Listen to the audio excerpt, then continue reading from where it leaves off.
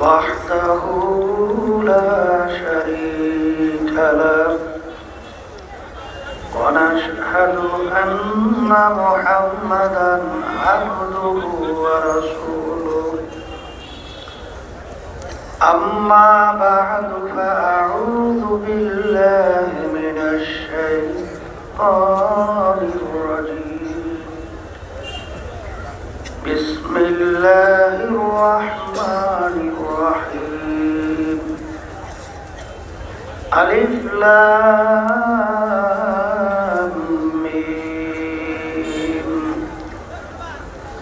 ذلك الكتاب لا ريب فيه هدى للمتقين الذين يؤمنون بالغيب صدق الله العلي العظيم সবাই দরুদ শরীফ পড়ি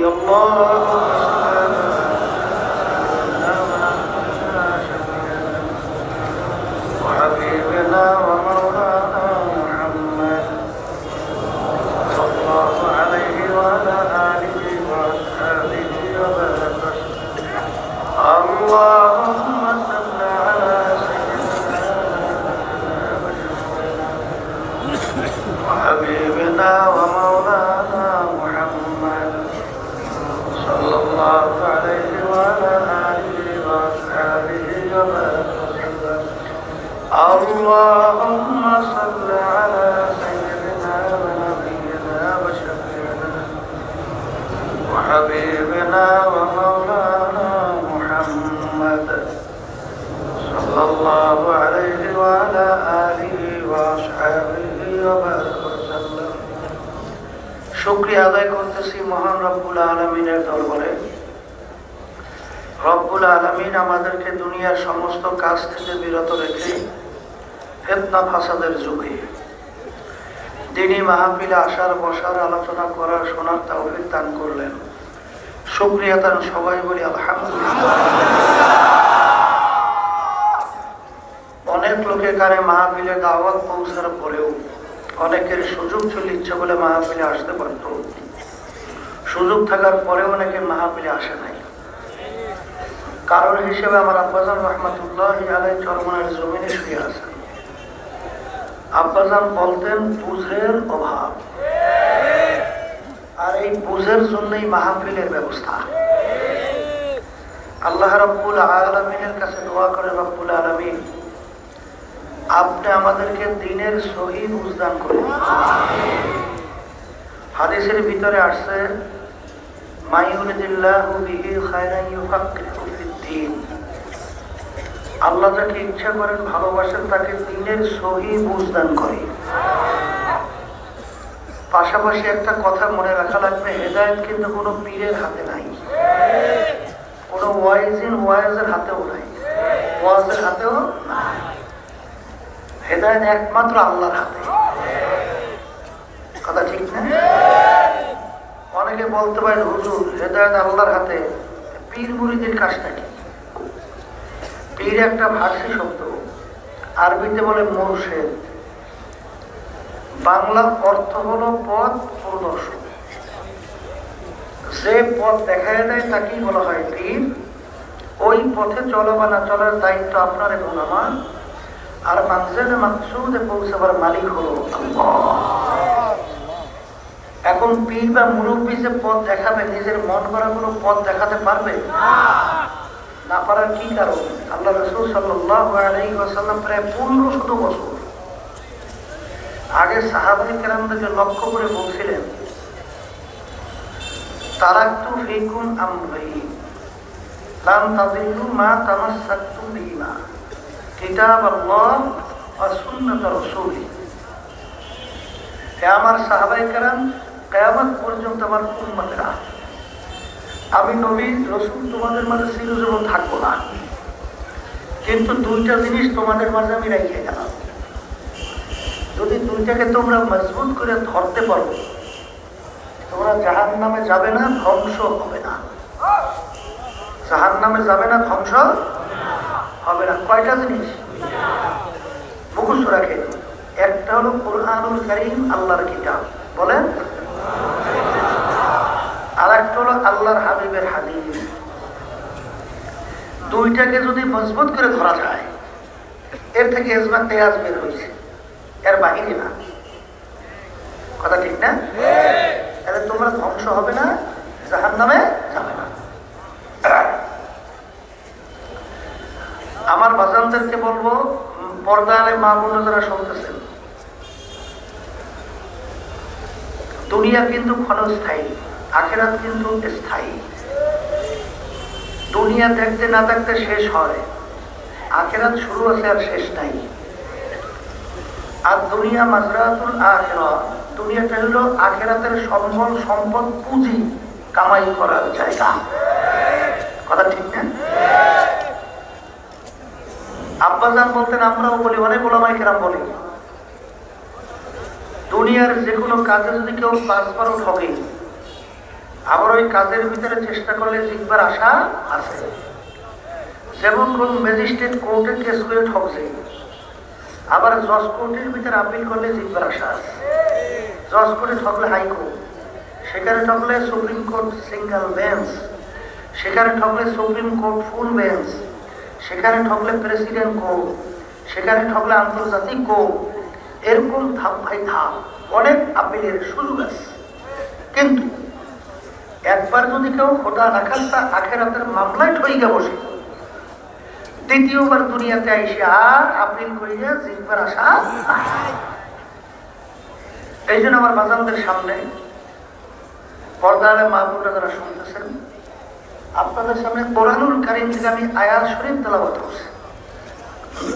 কোরআনুল কারীমের শুরু আয়াত ভূমিকা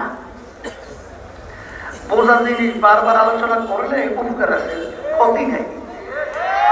কারণ আল্লাহ বলছে, ফাইদা তুলিয়াত আলাইহিম আয়াতুহু যাদাতহুম ঈমানা।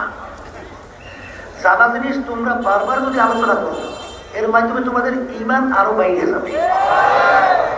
তাহলে জানা জিনিস আলোচনা করলে কি নাই? ক্ষতি নেই। কোরআনুল কারীম 1500 বছর হয়ে গেল নাযিল হইল। কার উপরে? উম্মি আল্লাহর হাবিবের উপরে। উম্মি কাকে বলে? দুনিয়ার কোনো শিক্ষায় আল্লাহ রাসূল শিক্ষিত হন নাই, আল্লাহ হওয়ার সুযোগ দেয় নাই। আল্লাহ রাসূল সাল্লাল্লাহু আলাইহি ওয়াসাল্লাম নিজের 10 টাকাটাও করতে জানতেন না। আঙ্গুল মুবারকের ভিতরে আংটি মুবারক ছিল সিল মারত। ওই যুগের ভিতরে ফ্যাক্স, টেলিফোন, মোবাইল, উন্নত মানের কোনো যোগাযোগ ব্যবস্থাও ছিল না।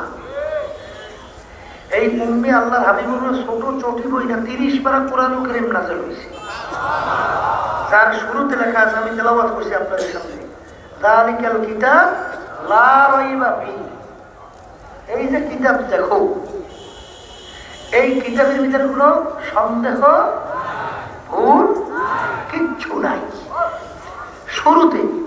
আচ্ছা বলেন তো, দুনিয়ার কিতাব তো আর বই পুস্তকের তো অভাব নাই, লক্ষ লক্ষ কিতাব বই পুস্তক আছে। কোন কিতাব, কোন বই লেখো, তার কিতাব বা বই শুরুতে আজ পর্যন্ত দেখছেন যে আমার কিতাবে বইতে কোনো ভুল নাই? এই লিখতে পারছে? কোন কিতাব বই আপনাদের সামনে পড়ছে? আমাদের সামনে পড়ে নাই। তাহলে বোঝা গেল কোরআনুল কারীমের শুরুতে লেখা আছে, কোনো ভুল নাই, সন্দেহ নাই। কিতাব তামাম দুনিয়ার ভিতরে একটাই। এত ইসলামের সত্য দুনিয়া থেকে গেল, বর্তমানেও আছে, কিয়ামত পর্যন্ত থাকবে। কোরআনুল কারীমের চ্যালেঞ্জ আয়াত কিন্তু এখনো কোরআনুল কারীমের দেওয়া আছে। এত ইসলামের সত্য দুনিয়া থেকে গেল, বর্তমানে আছে, এত বৈজ্ঞানিক আবিষ্কার করলো, আরো করবে। কিন্তু কোরআনুল কারীমের ভিতরে যে চ্যালেঞ্জ দেওয়া আছে, যদি যারা ভুল প্রমাণ করতে পারে, তাহলে আমাদের ওলামায়ে কেরামের আলোচনা করার আর কোনো সুযোগ থাকবে? মুসলমানদের কোনো অস্তিত্ব দুনিয়া থাকবে? কিন্তু আমরা তো বুক ফুলায় গলা টান করে চ্যালেঞ্জের মাধ্যমে দুনিয়া বেঁচে আছি। আপনার সঙ্গে আমার সঙ্গে একটা বিষয় নিয়ে তর্ক শুরু হয়েছে, আমি বললাম তোমার সঙ্গে চ্যালেঞ্জ। এরকম কথা হয় না? চ্যালেঞ্জ করে কোন সময়? যখন আমি মনে করি আমার কথার উপরে আমার মজবুত আছে। কথা ঠিক না? মানে আমি আমার ভাইদেরকে বলবো, চ্যালেঞ্জের আয়াত এখনো আছে।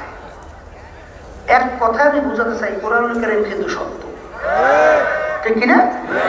তাই কোরআনুল কারীম যদি সত্য হয়, দুনিয়ার জিন্দেগি একটা, আখিরাতের জিন্দেগি শুরু আছে শেষ আছে।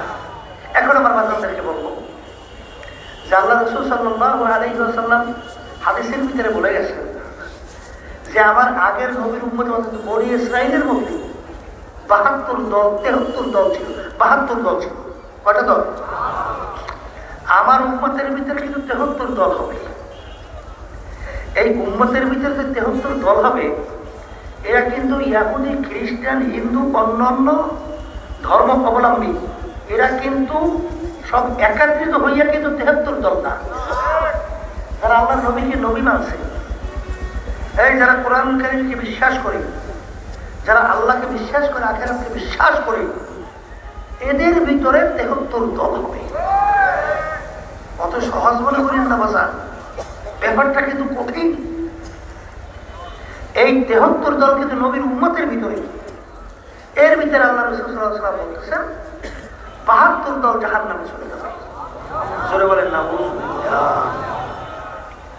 একটা দল শুধু বেহেশতে যাবে। এই কথাটা কিন্তু আমি বলি নাই, আল্লাহ রাসূল সাল্লাল্লাহু আলাইহি ওয়াসাল্লাম বলেছেন, আমি শুনাইতেছি। সাহাবায়ে কেরাম প্রশ্ন করলেন, ইয়া রাসূলুল্লাহ, হাবিবাল্লাহ, আপনার উম্মতের ভিতরে ৭৩ দল হইলে একদল যদি বেহেশতি, বাকি দল যদি জাহান্নামী হয়, কোন দল বেহেশতি? এইটা পরিচয় চাই। তবে আল্লাহ রাসূল সাল্লাল্লাহু আলাইহি ওয়াসাল্লাম পরিষ্কার হাদিসের ভিতরে পরিচয় দিয়েছেন, মা আনা আলাইহি ওয়া আসহাবি। আমি এবং মুখস্থ রাখেন, ওয়াজ কিন্তু বেশি মনে থাকবে না। বলেন, আমি এবং আমার সাহাবায়ে কেরাম। এই সাহাবী কাকে বলে? পরিচয়টা নেন। যারা স্বচক্ষে ঈমান সহকারে আল্লাহ রাসূল সাল্লাল্লাহু আলাইহি ওয়াসাল্লামকে দেখছে, ঈমান সহকারে দুনিয়া থেকে বিদায় নিয়ে কবরে গেছে, এদেরকে বলে সাহাবী। এদেরকে বলে কি? এদের সংখ্যা প্রায় ১.৫ লক্ষের কাছাকাছি, যারা আল্লাহ রাসূলকে স্বচক্ষে দেখছে। কথা ঠিক কিনা? আল্লাহ রাসূল সাল্লাল্লাহু আলাইহি ওয়াসাল্লাম বলতেছেন, আমি এবং আমার সাহাবায়ে কেরাম যেই মত, যেই নীতি আদর্শ, যেই সুরা, যেই সিরা, যেই আকীদার বুঝে আছে, ভালো করে বুঝি, কিয়ামত পর্যন্ত যারা এই নিয়মে থাকবে তারাই জান্নাতে। কথা ঠিক? এখানে আল্লাহ রাসূল সাল্লাল্লাহু আলাইহি ওয়াসাল্লাম কোনো সাহাবী বাদ দিয়েছে না, সব সাহাবায়ে কেরাম। মুখের কথা বলে একদম কিন্তু বের হয়েছে সাহাবায়ে কেরামদের সমালোচনা করে। জোরে বলেন নাউযুবিল্লাহ। আছে এরকম?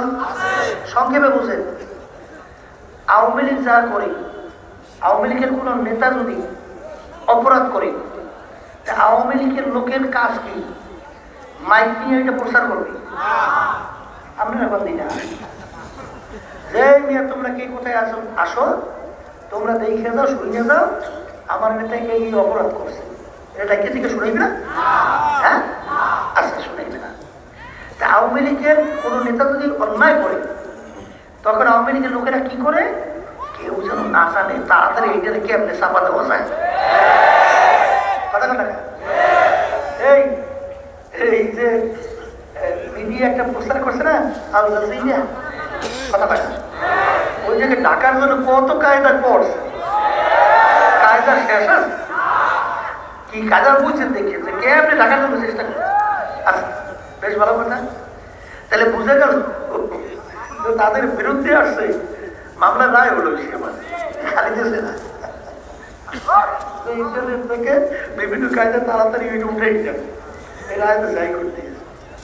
তাই যেই কথা বলছিলাম, বিএনপির লোকেরা অন্যায় করলে, নেতারা অন্যায় করলে বিএনপি লোকেরা এটা রেখে রাখে না, প্রচার করে। আচ্ছা, আমি আমার বাজানদেরকে জিজ্ঞেস করি, বাজান সাহাবায়ে কেরাম আমাদের মুরব্বী না? কথা লাগে মুরব্বী না? সাহাবায়ে কেরাম ধরে না, নাউযুবিল্লাহ, কোনো অন্যায় করছে, আমাদের মুসলমানদের দায়িত্ব এটা প্রচার করা। হ্যাঁ, প্রচার করলে কার? যারা নাকি বিরোধী, যারা নাকি বিরোধী। তাই মুসলমান আমাদের দায়িত্ব হলো সাহাবায়ে কেরাম যদি নাউযুবিল্লাহ কোনো অন্যায় করেও থাকে, আমাদের দায়িত্ব রাখা। কথা ঠিক? এখানে বাংলা উদাহরণ বলছি, এই ঘুমের ঘরে মানুষ খুশ থাকে, অচেতন না? লঙ্গি উপরে তুলতে যাইতে পারে, পারে না? পারে। পোলায় যাইয়া দেখে বাপের লঙ্গি উপরে তুলেছে, এমন ফুলার ফুলা নাইমে ঘোষণা করছে, তোমরা কে কোথায় আসো তাড়াতাড়ি আসো, তোমরা দেখে যাও আমার আব্বা কেমনে লেনটা ইয়ে ঘুমার। বলা খুব আদওয়ালা সমুদ্র না? ওই যে সবাই কয় না এরা সমুদ্র না, এই যে কুপুত্র, অভদ্র, বেয়াদব। আদওয়ালা বলার কাজ কি? কেউ যেন না দেখে তাড়াতাড়ি ডাক। ঠিক? আল্লাহর বান্দারা ভালো করে বোঝা লাগবে। সাহাবায়ে কেরামরা ধরে নেন মানুষ, ভুল ত্রুটি থাকতেই পারে, পারে। আল্লাহ রাব্বুল আলামিন ভুল ত্রুটি মাফ করার ক্ষমতা তার আছে? আল্লাহ আছে। আল্লাহ রাব্বুল আলামিন তাদেরকে সব মাফ করে দিয়েছে। আল্লাহ মাফ করে ঘোষণা দিয়েছেন, রাদিয়াল্লাহু তাআলা আনহুম ওয়া রাদু আন। আমি আমার সাহাবায়ে কেরামদের উপর রাজি খুশি হয়ে গেছি, তারাও আমার উপর রাজি খুশি হয়ে গেছে। এর অর্থ কি?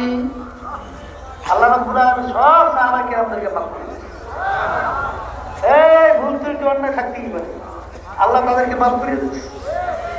এরপরে যদি কেউ সাহাবায়ে কেরামদের সমালোচনা করে, বলতে হইবে তুমি এই দলীয় না অন্য কি জানিয়েছেন বাস্তবায়নের জন্য চেষ্টা করো। কথা ঠিক? এরপরে আল্লাহ রাসূল সাল্লাল্লাহু আলাইহি ওয়াসাল্লাম হাদিসের ভিতরে কি বলেন? আমার প্রত্যেকটা সাহাবা, আমার প্রত্যেকটা সাহাবী কান নুজুম। কথা কান? আমার প্রত্যেকটা সাহাবী কান নুজুম, ইত্তাদাইতু ইত্তাদাইতু। তোমরা যে কোনো আমার এক সাহাবীর অনুকরণ করবা, তারাই নাজাত পাইয়া হেদায়েত প্রাপ্ত হইয়া জান্নাতে যাবে। কে বলছে? আল্লাহ রাসূল সাল্লাল্লাহু আলাইহি ওয়াসাল্লাম বলেন, আমার প্রত্যেকটা সাহাবী এক একটা লক্ষ্যার্থ এবং যে কোনো এক সাহাবীর তোমরা অনুকরণ করবে, রাস্তা সঠিক পাইয়া জান্নাতে যাবে। এই করে আল্লাহ রাসূল, আল্লাহ বললেন তাদেরকে মাফ করে দিয়েছি। এরপরেও কিন্তু একদল বেরিয়েছে সাহাবায়ে কেরামদের সমালোচনার মজা লাগে। কারণ কি বোঝে? বুঝতে হইতে বোঝা। আর বিশেষ করে দুই সাহাবার সমালোচনা বেশি করে, আমির মুআবিয়া রাদিয়াল্লাহু তাআলা আনহু আর উসমান রাদিয়াল্লাহু তাআলা আনহু। এই দুজন সাহাবা কারা জানে? আল্লাহু আকবার। এরা হইল কোরআনুল কারীমের একেবারে গোড়া। কারণ আল্লাহ রাসূল সাল্লাল্লাহু আলাইহি ওয়াসাল্লামের ওহী নাযিল হইছে, আর কাতেবে ওহীর ভিতরে একজন ছিল আমির মুআবিয়া রাদিয়াল্লাহু তাআলা। আল্লাহ রাসূলের ওহী আসছে, মুআবিয়া রাদিয়াল্লাহু তাআলা লেখকের ভিতরে তিনি একজন ওহী লেখছে। আর উসমান রাদিয়াল্লাহু তাআলা কে সে কোরআনুল কারীম জমা করছে, দুজন কোরআনুল কারীমের গোড়া। কথা কয় না? এরপর বাচ্চাদেরকে বলি, ভালো করে বুঝতে হবে, এই যারা আওয়ামী লীগ করে, কট্টর আওয়ামী লীগ, এদের কাউকে যদি শেখ মুজিবুর রহমানের ইতিহাস লিখতে দেওয়া হয়, ইতিহাসটা কেমন হবে? এর চেয়ার বেটা ছেলে আর বাংলার জমিনে জন্ম হয় নাই, আর আওয়ামী লীগ শুনলে গায়ের ভিতরে আগুন ধরে গেছে। এরকম একজন বিদ্বেষীকে যদি শেখ মুজিবুর রহমানের ইতিহাস লিখতে দেওয়া হয়, কেমন হয়েছে? এর সে খারাপ হওয়ার আয় নাই। কথা কর না? এক ব্যক্তির ইতিহাস দুই মনের দুইজন লেখছে, সম্পূর্ণ আলাদা। ইহুদি নাসারা খ্রিস্টান কি মুসলমানের বন্ধুরা শত্রু? ওগুলো কথা বলি। এই যত ইতিহাসগুলো আমাদের দেশে চর্চা হয়, সব ইতিহাসগুলো লেখক হলো খ্রিস্টান ইহুদিরা। দেখেন না ইতিহাসের পরে হিট্টি পিট্টি, কথা হয় না, হিট্টি বলেন নাই কথা বলতাম। এরা লাগছে ইসলামের ইতিহাস, তারা ইসলামের ইতিহাসের মধ্যে কি লেখছে বলছেন? কপাল পোড়ারা, তোমরা খ্রিস্টান ইহুদি বিজাতিদের ইতিহাস লেখা নিয়ে তোমরা সমালোচনা করো, সাহাবায়ে কেরামদের ইতিহাস হাদিসে নাই। তোমরা সেই আলোচনা করতে পারো না। তোমরা খ্রিস্টান ইহুদিদের সেই লেখা তোমরা আলোচনা করো কেন? তাহলে বুঝতে হবে, তোমাদের সঙ্গে আল্লাহ মাফ করুক জানি না, কি জানি একটা সম্পর্ক তৈরি হচ্ছে। কথা ঠিক? আচ্ছা, কত সোজা মনে করিয়েন না। বাংলাদেশের ভিতরে কুমিল্লা ক্যান্টনমেন্ট মসজিদের ভিতরে এই বাংলাদেশে এক ইমাম প্রায় 30 বছর ইমামতি করছে। এক ইমাম কত বছর ইমামতি করছে? এই বিরাট জবরদস্ত আলেম। বুঝেন না কত বড় আলেম হইলে 30 বছর ইমামতি করতে পারে? এই মাসালা তার ঠনস্থ বিরাট জাননে শূন্য ব্যক্তিত্ব পাননি। 30 বছর পর ধরা পড়ছে হিন্দু, ভারতের রয়্যাল এজেন্ট বাংলাদেশ। কথা বুঝতে পারছি? এই জন্য আমার বাজারদেরকে বলবো খুব সতর্ক অবস্থায় পা বাড়াতে হবে। দল কিন্তু 73,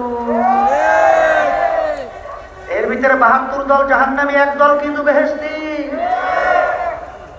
আল্লাহ রাসূল সাল্লাল্লাহু আলাইহি ওয়াসাল্লাম পরিষ্কার বলছেন, মান আলাইহি ওয়াসহাবি, আমি এবং আমার সাহাবায়ে কেরাম সেই নীতি আদর্শ সুরা সিরাত আকীদার মধ্যে আছি, যারাই থাকবে তারাই জান্নাতি। সবাই জোরে বলেন সুবহানাল্লাহ। কথা ঠিক না? ঠিক। বাজানদেরকে বলবো কোরআন কারীমের গোড়ায় 2 জন, আমির মুআবিয়া রাদিয়াল্লাহু তাআলা, ওসমান গনি রাদিয়াল্লাহু তাআলা। এই সমাজের ভিতরে একটা দুষ্ট লোক, সে যদি আপনার কাছে কোনো কথা বলে ওর প্রতি কোনো গুরুত্ব আছে? বলবে যে ও তো দুষ্ট শেষ নাই, মুনাফিকের শেষ নাই। ও এসে আমাকে একটা পরামর্শ, এর মধ্যে কত জানি শয়তানি আছে। তাই যদি আলোচনা করতে করতে ওই 2 জনের ব্যাপারে খারাপ ধারণা একবার ঢুকানো যায়, এক পর্যায়ে বলবে লোক 2টা খারাপ প্রকৃতির ছিল, কোরআনুল কারীম তাদের মাধ্যমে আসছে। তাই দুষ্ট লোকেরা কোরআনুল কারীমে নিজেদের মতামত ঢুকাইয়া দিয়েছে। এরা বলেন নাউজুবিল্লাহ। কিন্তু সুদূর পরিকল্পিত, বহুত দূরের চিন্তা।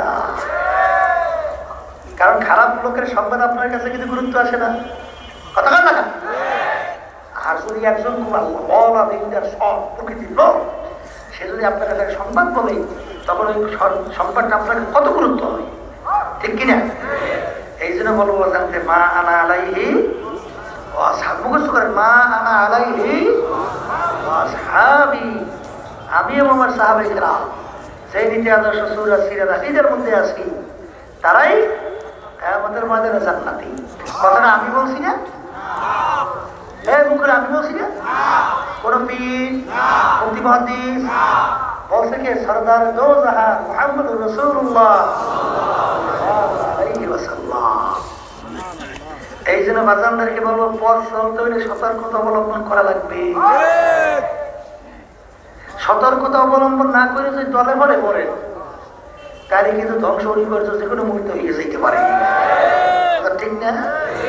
আর এই বুঝবার শক্তি কিন্তু আল্লাহ দান করছে মুসলমানদের মধ্যে। এই শক্তি কিন্তু আল্লাহ পশুর ভিতরে দান করে না, দান করছে। বর্তমানে কিন্তু একদল বাবা বের হয়েছে, বাবাদের দরবারে সেই মহিলাদের সঙ্গে দেখা দেওয়া জায়েজ নাই। একত্রে মহিলারা বেপরোয়া অবস্থায় বাবার দরবারে যায় এবং বাবার যে শাগিরদরা আছে, এই পীর ভাই হয়, পীর বোন হয়, একসঙ্গে পীর ভাই পীর বোন একসঙ্গে নাস্তা কথা করে। আছে আমার দরবার আছে। আচ্ছা, আমি আমার বাজানদেরকে বলি, বাজান পর্দা আল্লাহর হুকুম ফরজ না? না আমার কথা? হ্যাঁ, লক্ষ লক্ষ সুন্নাত একান্নিত করলে একটা ফরজের সমান হয়? জীবনে তৈরি নফল নামাজ পড়েন নাই, জীবনে তৈরি তাহাজ্জুদের নামাজ পড়েন নাই, জাহান্নামের আযাব, জাহান্নামের হুকুম কয় বছর? 1 সেকেন্ড। একবার ইচ্ছে করে বেপরদা হয়েছেন, এই কমপক্ষে একটা কবি যাবো না, আর কমপক্ষে 7000 বছর জাহান্নাম। এই হুকুমটা তো আল্লাহ, ভালো লাগুক বা না লাগুক, রাগ হইলে আল্লাহর সঙ্গে হয়, আমাদের সঙ্গে রাগই করলাম আছে, কারণ হুকুমটা তো আল্লাহ শুনাইতেছে। কথা ঠিক না? কিন্তু মনে রেখো বাজার, হারামে কিন্তু আরাম না, হারামে কিন্তু আরাম নাই। পর্দা আল্লাহর হুকুম ফরজ। তাই যেই বাবা, যেই পীর, যারা পর্দা আল্লাহর হুকুম ফরজ মানে না, ওরা পীর তো দূরের কথা, ওরা একটা শয়তানের বাস। বরং অথচ কিতার ভিতরে লেখা থাকে এই একটা সুন্নাহ যদি ছাইড়া দেয় না তাকেও আল্লাহ বলি বলা যায় না। কথা ঠিক না? কার হাওয়া পে ওরতা হারাতো দিন তরকে সুন্নাত জু করে শয়তানগি। এই যে শোনেন যে ইমামরা কিতাব লেখছেন বুখারী শরীফ, মুসলিম শরীফ, বুখারী রহমতের ইতিহাস পড়লে দেখবেন আল্লাহু আকবার, বাজান দেখবেন তাদের ভিতরে আল্লাহর ভয় কি পরিমাণ ছিল। তারা হাদিস সংগ্রহের ব্যাপারে কি সতর্কতা অবলম্বন করছে। একদিন গুরুত্বপূর্ণ একটা বিষয় একটা হাদিস শুনলেন যে অমুক জায়গায় অমুকের কাছে এই হাদিসটা আছে। ইমাম বুখারী রহমাতুল্লাহি আলাইহি সেই হাদিস সংগ্রহের জন্য যখন নাকি বহু কষ্ট করিয়া তারপরে তাকে পৌঁছলেন, তখন তাকে তার কাছে হাদিস সংগ্রহ করতে গেছেন, তার ঘোড়াটা ছুটে গেছে। এখন ঘোড়া ধরার জন্যে রুমালকে ভাউ করিয়া মানে দেখাইছে যে এর ভিতরে খাদ্য আছে, এইটা দেখাইয়ে ঘোড়াকে ডাকে। ঘোড়া আসার পরে ঘোড়া ধরে ফেলছে। তখন বুখারী রহমাতুল্লাহ চিন্তা করলেন সর্বনাশ, যে একটা পশুকে এরকম ধোকা দিতে পারে সে আমার নবী হাদিসের ভিতরে ধোকা দিতে পারে, আমি তার থেকে হাদিস আর নেব না। এরকম সতর্কতা অবলম্বন করিয়া তারা এই হাদিসগুলো লিপিবদ্ধ করছেন। আর বর্তমানে এক শ্রেণী আমার বাজানরা দলে বলে বসছে যে যেখানে বাবাদের দরবারে এই মহিলারা একত্রে বেপরোয়া অবস্থায় আসা যাওয়া করে সেখানে দলে দলে দৌড়ায়, আবার ঢোল বাদ্য একত্রে পিটায়, আবার বাবার সামনে যাই হাত জোর করে দাঁড়ায়। কথা হয় না? এই কথা কর না, ঘটনা আছে না নাই? আমি বাজারদেরকে বলবো এই সাহাবাই কেরামদের ইতিহাস করেন, আল্লাহ রাসূল সাল্লাল্লাহু আলাইহি ওয়াসাল্লামের হাত জোর করে সামনে দাঁড়াইছে, মাথা নত করছে, সেজদা দিছে, জোরে নাউযুবিল্লাহ। বর্তমানে কিন্তু একদল বের হয়েছে এই বাবাদের সামনে দিয়ে হাত জোর করে মাথা নত করে নাউযুবিল্লাহ সেজদাও দেয়। বলে শিক্ষা দেন নাউযুবিল্লাহ। আল্লাহ রাসূল সে বড় পীর ওলি গাউস কুতুব দুনিয়া থেকে আসবে? আসছে? আচ্ছা বলেন তো আল্লাহ রাসূল সাল্লাল্লাহু আলাইহি ওয়াসাল্লাম মদিনা শরীফ ঘুমাই আছেন না? আল্লাহ রাসূল সাল্লাল্লাহু আলাইহি ওয়াসাল্লামের রওজা পাকে যাইয়া হাত জোর করা যায়, মাথা নত করা যায়, সেজদা দেওয়া যায়। তাহলে এটা সংক্ষেপে বোঝেন না বাজান যে সরকারের দুরজাহান আল্লাহর হাবিবের রওজা মোবারক সেখানে যে হাত জোর মাথা নত সেজদা করা না যায়, এমন কোন বাবাটা চালাইলো সেই বাবার কবরের ভিতরে যাইয়া আমার হাত জোর কইয়া মাথা নত কইয়া নাউযুবিল্লাহ সেজদা পড়তে হইতে? তাহলে বোঝা গেল যে আল্লাহর সামনে ছাড়া কারো সামনে মাথা নত করা যাবে না। বলেন আল্লাহ ছাড়া কারো সামনে হাত জোর মাথা নত করা যাবে না। কথা ঠিক না? ঠিক। একটা উট একদিন আল্লাহ রাসূলের সামনে সেজদায় পড়ল, আল্লাহ হাবিবকে সেজদায় পড়িয়া সম্মান জানাই।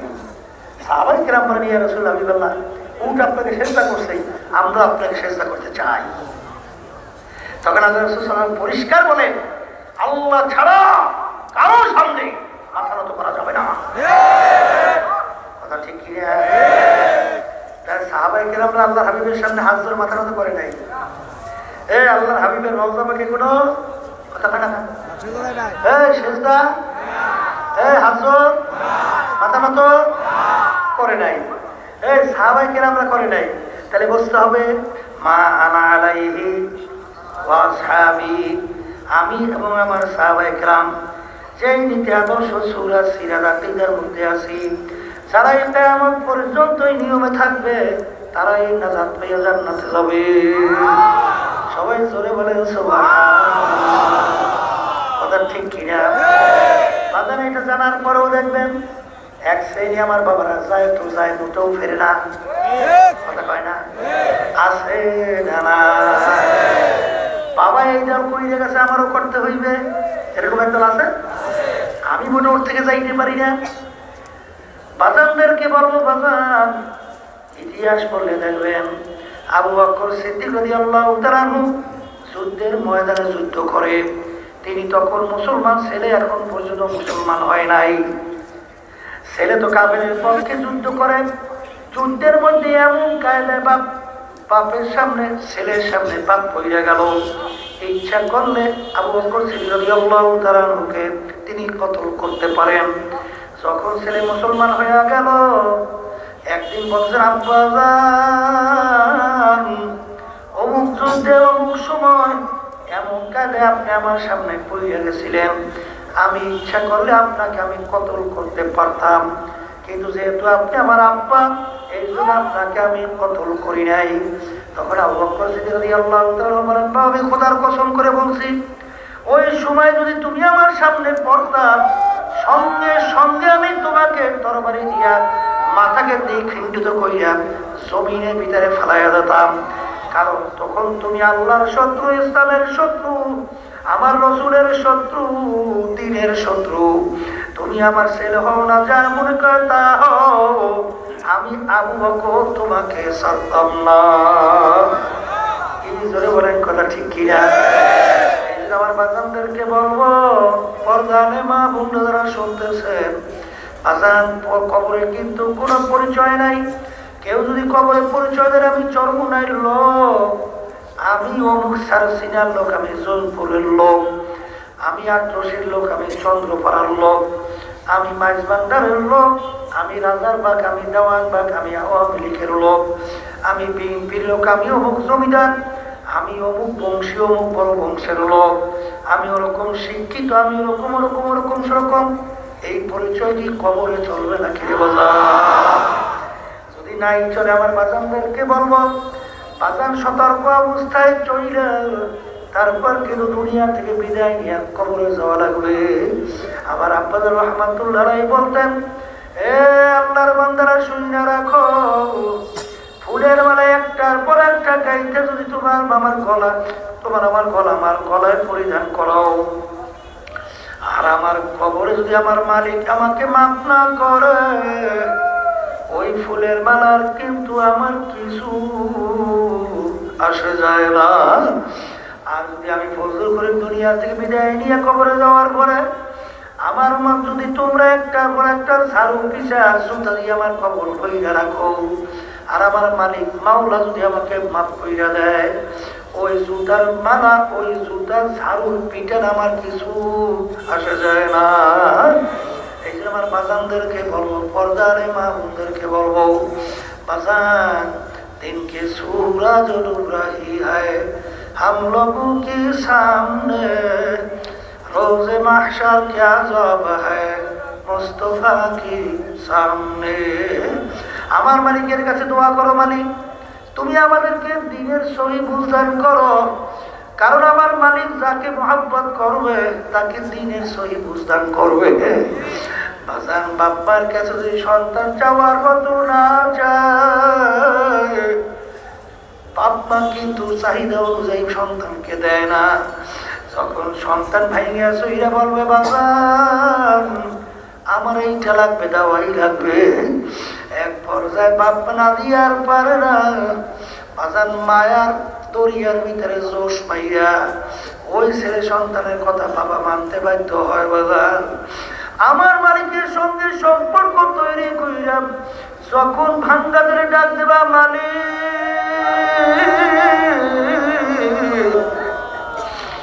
গুনার কোনো শেষ নাই, অপরাধের কোনো শেষ নাই, মালিক তোমার দরবারে আমি নাফরমান হাজির হয়ে গেলাম, দয়া মায়া করে তোমার রহমতের কোলের ভিতরে আমাকে ঠাইনা জায়গা দাও।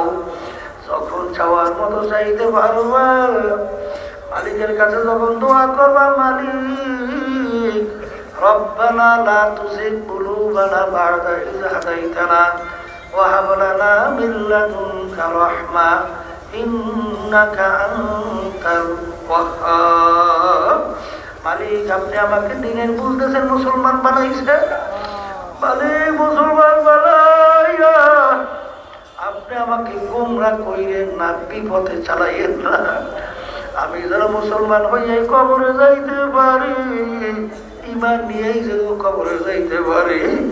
বাজার রাস্তা বড় পিচ্ছিল, বড় কঠিন, কেমন কঠিন, কেমন কঠিন। আমার আব্বাজান রহমাতুল্লাহ আলাইহি বলতেন, বাজার ইমাম গাজ্জালী রহমাতুল্লাহ আলাইহি বলেন, নাসু কুল্লুম হালকা ইল্লাল আলিমুন ওয়াল আলিমুনা কুল্লুম হালকা ইল্লাল আমিলুন ওয়াল আমিলুনা কুল্লুম হালকা ইল্লাল মুখলিসুন والمخلصون في خطر عظيم আজান কিয়ামতের ময়দানে আলেম ছাড়া কেউ বেহেশতে যাইতে পারবে না আবার আলেম বেহেশতে যাইতে পারবে না আমলকারী ছাড়া ইলম অনুযায়ী আমল করা ছাড়া আমলকারীও বেহেশতে যাইতে পারবে না যারা আমলের ভিতরে ইখলাস থাকবে না ইখলাস মানে আমি যা কিছু করব একমাত্র আল্লাহ রাব্বুল আলামিনের রাজি খুশির উদ্দেশ্যে করব এর নাম হলো ইখলাস আর ইখলাস হলো বড় কঠিন মুহূর্তের মধ্যে আছে আল্লাহু আকবার আল্লাহু আকবার দরমিয়ানে কার দরিয়া তখত বন্দম কর গই বাজবে কোই কে তামান তরমান খুশিয়ারে মা একটা লোককে হাত পা বেঁধে নদীর ভিতরে ফেলাইয়া দিল খবরদার তোমার কাপড় জারু ভেজে না কোনো দুনিয়ার যুক্তি নাই হাত পা বেঁধে নদীর ভিতরে ফেলাই দিয়া বলে কাপড় ভেজে না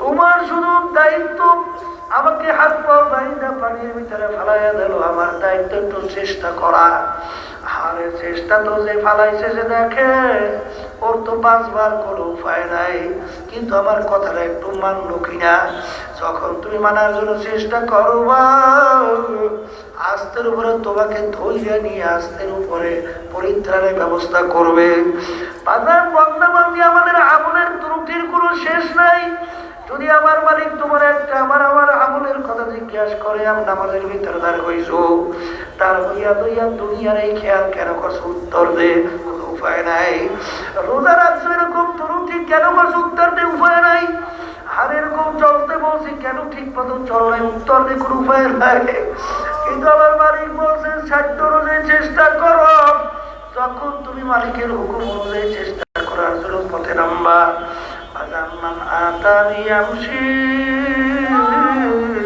আতাইতুহু আরওয়ালা বান্দাবান্দি যখন চেষ্টা করার জন্য হাইটা হাইটা রওনা করবে আমার মালিকের রহমত দৌড় দিয়া যায় না আমার মালিকের কুদরতি কোলের ভিতরে জায়গা না দিয়া করবে না এই জন্য আমার বাজানদেরকে বলবো পর্দারে মা বোনদেরকে বলবো বাজান মাহফিলে আসে আবার মাহফিলে আসবো কার কখন কোন সময় আকাশ তো জানা নাই আর ইখলাস নিয়া বাজান কোনটা সঠিক পথ মা আনা আলাইহি ওয়া আসহাবি এই পথ ঠিক কইরা বুঝা তরাতরি সাইরা মাওলাকে রাজি খুশি কইরা ঈমান নিয়ে কবরে যাওয়ার চেষ্টা করা লাগবে বাজান যদি চেষ্টা করতে থাকো আমার মালিক তোমাকে আমাকে মাহরুম করবেন না এই জন্য বাজান কবি বলতে গিয়ে বলছেন দেখলে কিস্তিবা কিস্তিয়া কা দেখলো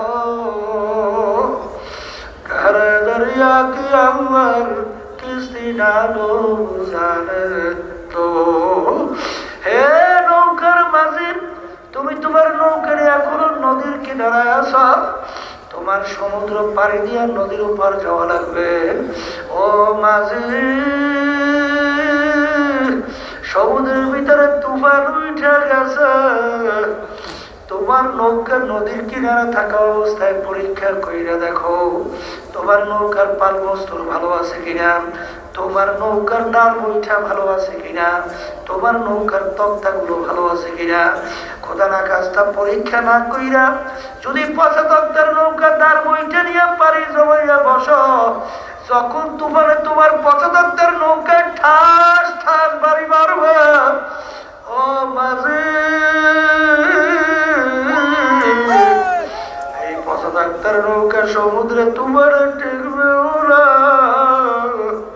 ও মাঝি তুমি বুঝি নদীর উপারও যাইছে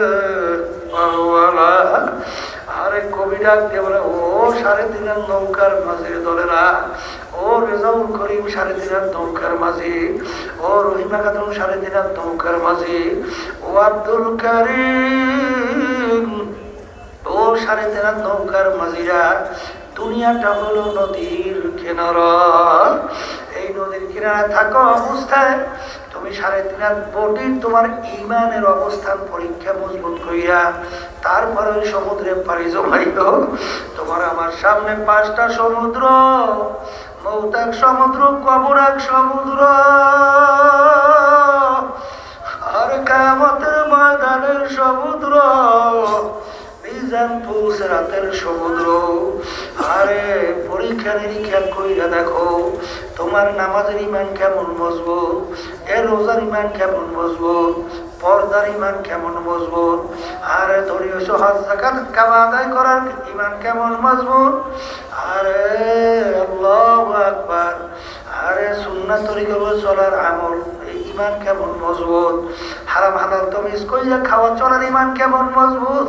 দুনিয়া তোমার পায়ের উপরে ফেলাইয়া দেবেন, ইন্নী আখাফুল্লাহ কইয়া তুমি ফিরে আসতে পারো কিনা দেখো। আর যদি তোমাকে এমপি, মিনিস্টার, চেয়ারম্যান, মেম্বারের লোক দেখানো হয়, তখন তোমাকে ঘুরাই অন্য জায়গায় নিতে পারবে কিনা? তোমাকে কোটি টাকা, 100 কোটি টাকা তোমাকে অফার দিয়ে তোমাকে ইমান থেকে ঘুরাইতে পারবে কিনা? যদি খোদা না খাস্তাই পরীক্ষায় তুমি ঠই গেল, বাজার মৌতের পূর্ব মুহূর্তে আর ইবলিস শয়তান ইমান নষ্ট করার জন্য চেষ্টা করবে, তখন ওই হালকা ইমান তোমার ওই ধাক্কায় ঠেকবে না।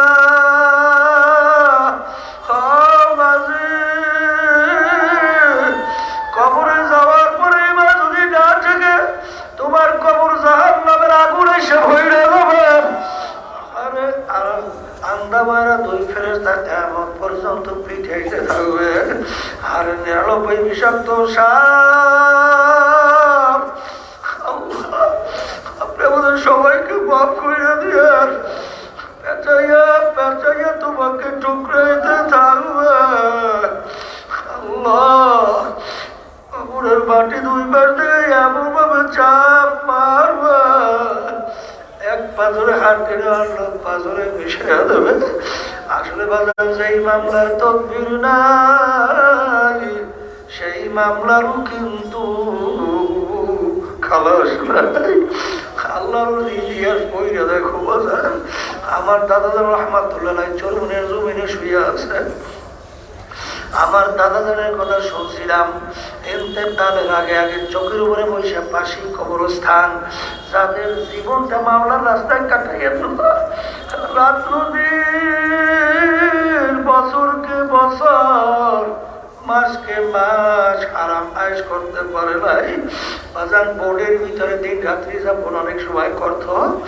আরে কত কষ্ট কইরা দিনের প্রচার কইরা চরমনের জমিনে ঘুমাইয়া রয়েছে। বাজান যখন ইন্তেকালের আগে আগে চোখের উপরে বসে কবরস্থানের দিকে তাকাইয়া তাকাইয়া বাজান পোলাপানের মতো ও কইরা চিল্লায়, আর 2 চোখের পানি চাইরা করুণ সুরে মাওলার দিকে ফিরা ফিরা ডাক দেয়, ওরে আমার মাওলা,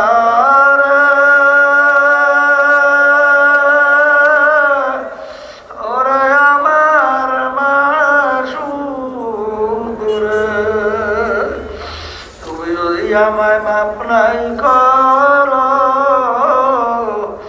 আমি একা কেমনে থাকবো ওই অন্ধকার কবরে। সাথী নাই রে, বাতি নাই রে কবর। ও আমার বড় লোক বাবারা, ও আমার ধনী বাবারা, ও আমার ক্ষমতা সম্পন্ন সম্মানিত বাবারা, যেই কবর তোমার আমার জন্য অপেক্ষা করতেছে, ওই কবর তো বাতি নাই, সাথীও নাই, ওই কবর তো বালিশ নাই, ওই কবর তো বিছানা নাই। আসলে তোমার আমার চিন্তাও নাই, এই জন্য গুনার পর গুনা কইরা যাইতেছি বাজান, কোনো টেনশন চিন্তাও নাই রে বাজান। আরে খাদিজাতুল কুবরা রাদিয়াল্লাহু তাআলা আনহা একদিন ফজরের পরে বৈশা বৈশা কান্দে। ফাতেমা রাদিয়াল্লাহু তাআলা আনহা বলেন, আব্বা জান, আম্মা কারুমা, আল্লাহ নবী যাই বলেন, খাদিজা তুমি কেন কাঁদলা? ইয়া রাসূলুল্লাহ, ইয়া হাবিবাল্লাহ, আমি খাদিজা চিন্তা কইরা দেখলাম আমি দুনিয়ার ভিতরে বিপদে পড়লে উদ্ধারের জন্য সবাই দৌড়িয়ে উদ্ধার করে, কিন্তু ইয়া রাসূলুল্লাহ, ইয়া হাবিবাল্লাহ, আমি খাদিজা যখন কবরের ভিতরে একা থাকবো, যদি কবরে আমি বিপদে পড়া বসি, ওই কবরে আমাকে কে উদ্ধার করবে? এই শীতে আমি খাদিজা কাঁদলে। আল্লাহ আমি বলেন, খাদিজা তুমি কান্না থামাও। ইয়া রাসূলুল্লাহ, ইয়া হাবিবাল্লাহ, আরে শর্ত মানা লাগবে না, আমি কান্না থামাবো না। খাদিজা কি শর্ত বলো? ইয়া রাসূলুল্লাহ, ইয়া হাবিবাল্লাহ, আমি যদি আপনাকে দুনিয়া থেকে বিদায় হই, আপনার জামা মোবারক দিয়ে আমার কাপড়ের কাপড় পরানো লাগবে, কারণ আপনার জামা মোবারক যদি আমার কাপড়ের কাপড় থাকে, কবরের মাটি আমাকে চাপ দিতে সাহস পাবে না। ইয়া রাসূলুল্লাহ, ইয়া হাবিবাল্লাহ, আমার কবরের প্রশ্নের উত্তর আপনার দেওয়া লাগবে। বাজার খাদিজা কবর দিয়ে আল্লাহ তারা আনহা দুনিয়া থেকে বিদায় নিয়ে কবরে যাওয়ার পরে, বাজার সবাই কবর দেওয়ার পরে যার যার কাজে সে চলে যায়। আল্লাহ রাসূল সরদারে দো জাহান কবরের পাশ থেকে যায় না। আল্লাহ নবী বসে অপেক্ষা করে। আল্লাহ সময়ের পর সময় যায়, কই ফেরেশতাও আসে না, কোনো প্রশ্ন নাই, উত্তর নাই। আল্লাহ রাব্বুল আলামিন ডাকতে বলে, হাবিব আপনি এখানে কিসের জন্য অপেক্ষা করেন? ইয়া রাসূলুল্লাহ, ইয়া হাবিবাল্লাহ, খাদিজার কবরের প্রশ্ন উত্তর জন্য অপেক্ষা করি। আল্লাহ রাব্বুল আলামিন, হাবিব লাগবে না, লাগবে না, খাদিজার কবরের প্রশ্ন আমি স্বয়ং রব্বুল আলামিন নিজে দিয়ে দিলাম। এই যে আমার বাজানদেরকে বলবো, পর্দারে মা বন্ধুদেরকে বলবো, বাজান রাত্র দিন যে আনন্দ করতে সব শেষ করতেছিলি বাজান, কিন্তু দুনিয়া কিন্তু শান্তির জায়গা না। এই ঠান্ডায় গরমে ছেলে কথা শোনে না, মেয়ে কথা মানে না, রোগ ব্যাধির কোনো শেষ নাই, শত্রু মন্ত্রের কোনো শেষ নাই। বলতে বলতে একদিন ঘোষণা বাবু কি আর দুনিয়ার ভিতরে নাই। এই জন্য আমার বাজানদেরকে বলবো, বাজান তোমার কবরে তুমি যাবা, আমার কবরে আমি যাব। তোমার কবরের প্রশ্নের উত্তর তুমি দিবা, আমার কবরের প্রশ্নের উত্তর আমি দেব রে বাজান। ওই কবরের ক্ষেত্রে কোনো দলাদলি নাই, কোন পীর কোন দলের পরিচয় চলবে না। এই জন্য আমি আপনাদের জন্য দোয়া করি, আমিও দোয়া চাই, মালিক যেন আমাদেরকে ওই একটা দলের ভিতরে রাইখা ইমান নিয়ে কবরে যাইয়া তারপর মাওলার সামনে হাজির হইতে পারি। আর সবসময় মনে রাখো,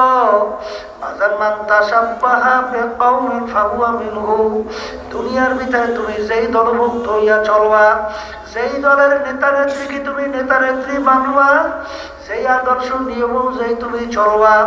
আল্লাহ রাসূল সাল্লাল্লাহু আলাইহি ওয়াসাল্লাম বলছেন, বাজারে এটা কিন্তু আমি বলি নাই, কোনো পীর মুফতি মুহাদ্দিস বলে নাই, তুমি কিয়ামতের ময়দানে ওই দলভুক্ত হইয়া পড়বা এবং ওই দলের নেতা নেত্রীর সঙ্গে তোমার হাসর হইয়া যাবে। বাজার যার সঙ্গে যার মুহাব্বত, তার সঙ্গে তার কিয়ামত। এই জন্য আমার বাজানদেরকে বলবো, পর্দারে মা বোনদেরকে বলবো, মুহাব্বত করবো আল্লাহকে, আল্লাহর রাসূলকে। সরে বড় কথা ঠিক না বেঠি? আমি মুহাব্বত করবো আল্লাহ এবং আল্লাহর রাসূলের নীতি আদর্শকে। আমি পক্ষে থাকবো আল্লাহ এবং আল্লাহর রাসূল আদর্শ তার নীতির পক্ষে। এরকম যদি দুনিয়ার ভিতরে থাইকা আল্লাহ এবং আল্লাহর রাসূলকে রাজি খুশি কইরা কবরে যাইতে পারি, তাহলে ওই মামলা আল্লাহর ফজলে আর কোনো চিন্তা থাকবে না। আল্লাহুম্মা আমিন। মালিক আপনি এই মাঠের দিকে তাকাইয়া দেখেন, আল্লাহ কত সাদা দাঁড়িয়ে আমার বাবাদেরকে নিয়ে হাত তোলা, কত আমার যুবক বাবাদেরকে নিয়ে হাত তোলা, কত না বলে তলেবে ইলম নিয়ে হাত তুললাম, পর্দার আমার মা বোন কত মা বোনদেরকে নিয়ে হাত তুললাম। এর ভিতরে যেই হেদা আপনার কাছে পছন্দ তার বরকতে আপনি দয়া করে আমাদের জীবনের গুনাহ খাতা মাফ করে দেন। আল্লাহ মাহবুবকে হেদায়েতের জড়িয়ে বাড়ায় দেন। আমরা হাত তুলছি আমাদের আম্মা আব্বা আত্মীয় স্বজন যার কবরকে বেহেশতের বাগান বানায় দেন। যত মুমিন মুমিনাতেরা কবরে শুয়ে আছে সবার কবরকে বেহেশতের বাগান বানায়, দরজা বেহেশতে বন্ধ করে দেন। আল্লাহ আজকে যে মাহফিলকে মাদ্রাসাকে উল্লেখ করে মাহফিল মাদ্রাসাকে দিনের জন্য কবুল করেন, সমস্ত সহিহ মাদ্রাসা দিনের জন্য কবুল করে নেন। প্রয়োজনকে গায়েবে খাজানা দ্বারা পুরা করে দেন। আল্লাহ মাহফিলকে হেদায়েতের জড়িয়া বানায়া দেন। سبحان ربك رب العزة عما يصفون وسلام على المرسلين والحمد لله رب العالمين.